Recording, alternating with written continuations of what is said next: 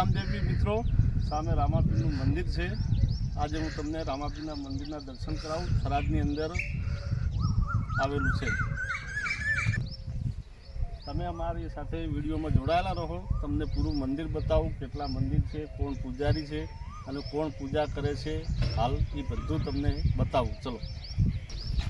આ મિત્રો ગાય માતાનું મંદિર છે, જે વિક્રમ સંવત 2045માં ચૈતર વદ બીજ સામે હનુમાનજીનું મંદિર છે। આ મિત્રો હનુમાનજીનું મંદિર છે અને હવે તમને આગળ રામાપીરના દર્શન।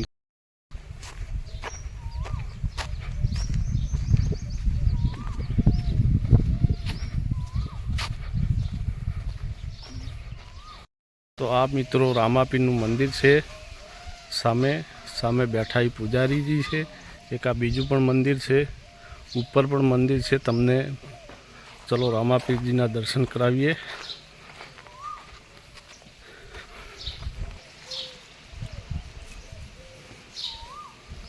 આ પૂજારી છે, પૂજારી જે ઊભી પ્રતિમા છે અને સામે એક મંદિર છે, એ ઘોડા ઉપર બિરાજમાન છે રામાપીર।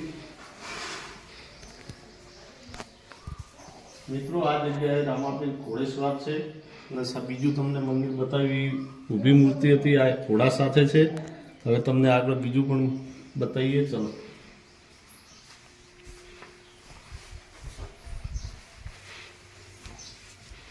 આ પણ એક મૂર્તિ છે, કોઈ નામ બીજું લખેલું નથી મિત્રો, એટલે ખબર નહીં પડતી, પણ નકળન જેવી મૂર્તિ છે, ઘોડેસવાર છે એટલે આ મિત્રો બધા રામાપીરની માનતાના ઘોડા જે માને છે લોકો એ લાઈને મૂકે છે। કોઈ મોટા લાવે, કોઈ નાના લાવે। આ બધા ઘોડા તમે જોઈ શકો છો મિત્રો, અને આ મૂર્તિ પણ આવી કોઈ લાઈને મૂકે છે।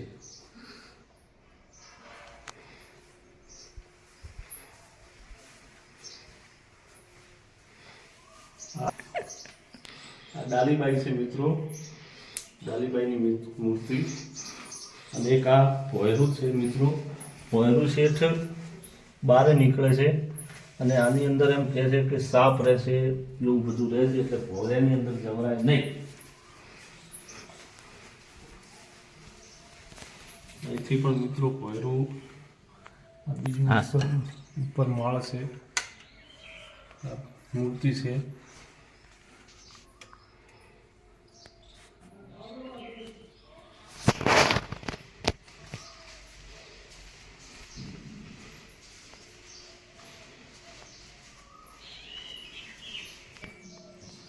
આ મિત્રો હનુમાનજીની મૂર્તિ છે।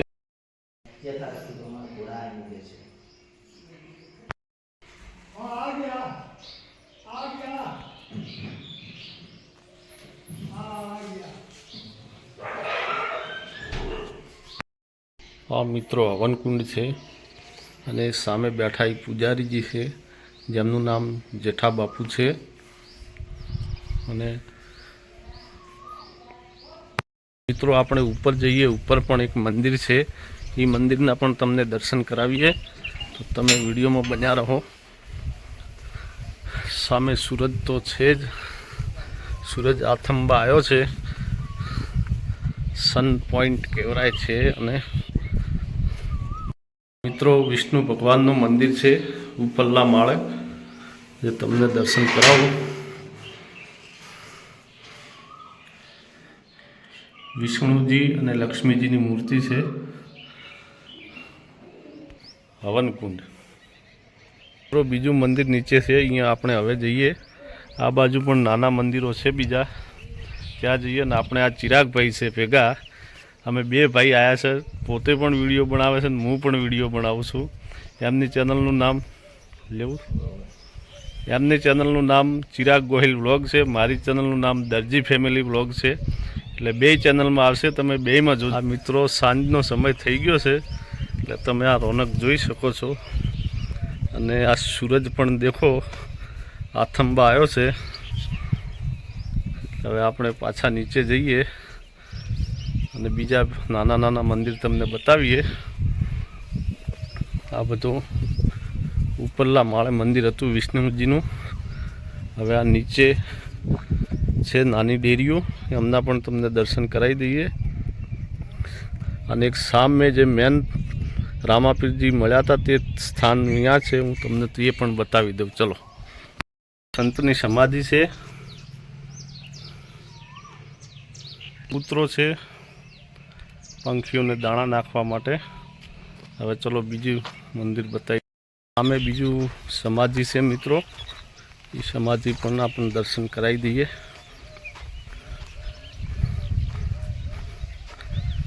સમાધિ સોનીબાઈ જેઠાજી વણઝારા, આ પૂજારીજીના ઘરથી જ હતા, તેમની સમાધિ છે મિત્રો. તમે પણ દર્શન કરી શકો છો. હવે મિત્રો સામે એક છે મંદિર, એ બતાવી દઈએ તમને, નાનું મંદિર, એટલે આપણે પછી આગળ વધીએ. આ નાની ડેરી રામાપીરની જ છે મિત્રો, હમણાં જ બનાવેલી છે, 2-3 મહિના થયા હતા. પૂજારીજીને સપનામાં આવીને કીધું હતું એટલે અહીં બનાવવામાં આવી, આ ઢુલાના ઝાડ નીચે. એટલે પૂજારીજી અહીં બનાવરાઈ છે. અને મિત્રો અહીંયા લોકેશન પણ બહુ સારી છે, તમે પણ ફરવા આવી શકો છો, દર્શન કરવા આવી શકો છો. મહિનામાં મેળો ભરાય છે અહીંયા રામાપીરનો, અને ભાદરવા મહિનામાં પણ ભરાય છે મિત્રો. બહુ સરસ લોકેશન છે મિત્રો. અને આ મિત્રો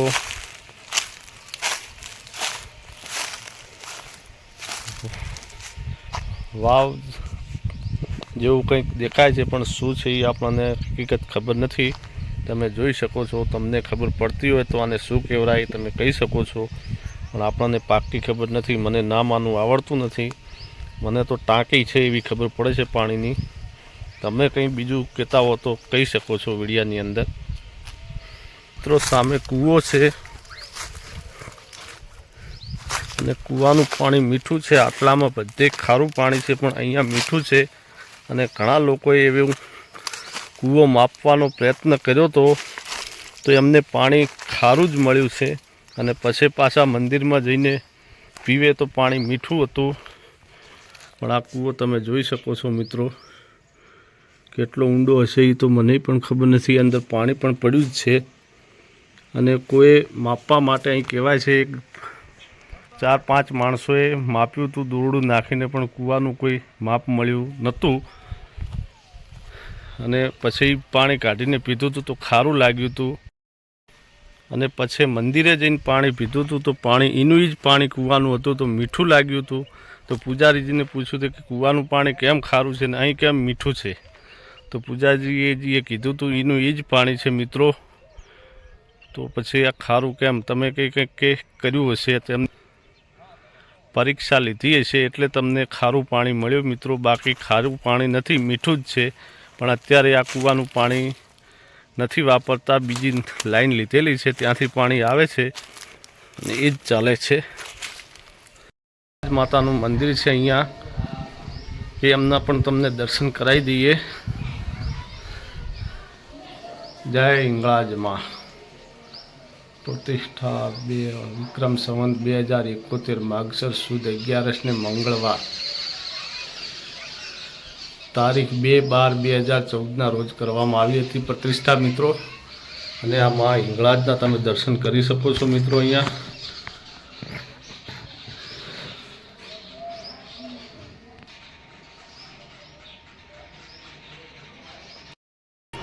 આ મિત્રો દાદાજી છે જે પૂજા કરતા હતા, એમનું નામ જેઠા બાપુ છે. અને અહીંયા 70 વર્ષ જેવું થઈ ગયું છે દાદાને, કેટલા વર્ષ થઈ ગયા છે ત્યારથી સેવા કરે છે. રામ હા, દાદાને 100 વર્ષ ઉપર થઈ ગયા છે અને સેવા 70-80 વર્ષથી કરે છે મિત્રો. અને નવા 3 દોત પણ આવી ગયા છે 100 વર્ષ થયા એટલે મિત્રો. જય રામદેવ પીર. તો મિત્રો આપણો વિડીયો અહીંયા હવે સમાપ્ત કરીશું અને આપણે હવે જઈશું કોઈ નવા વિડીયોમાં મળીશું. તમને અમારો વિડીયો સારો લાગ્યો હોય તો લાઈક કરજો, કોમેન્ટ કરજો અને તમારા બીજા મિત્રોને શેર પણ કરજો. અને કોઈક દિવસ થરાદ આવો તો આ મંદિરે જરૂર આવજો. થરાદ આવીને કોઈ પણ રિક્ષાવાળાને તમે કઈ મંદિરે જવું છે તમને અહીં લઈને આવી જશે મિત્રો. થરાદથી માત્ર 3 કિલોમીટર દૂર છે, વધારે દૂર પણ નથી. તો આપણો વિડીયો અહીં સમાપ્ત કરીશું. જય રામદેવ પીરજી.